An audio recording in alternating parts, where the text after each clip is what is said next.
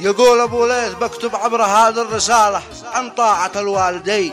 الوالدين جنات الأولاد في كل حالة، وهم سراج المبين، وربنا قد توصانا بهم في مقاله هي الكتاب المبين، وإحنا علينا نجازيهم بخير الجمالة في كل ساعة وحين.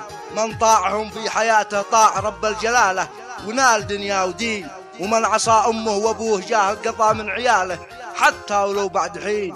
من طاع ما ضاع والباري يبارك بماله، والله مع الطايعين.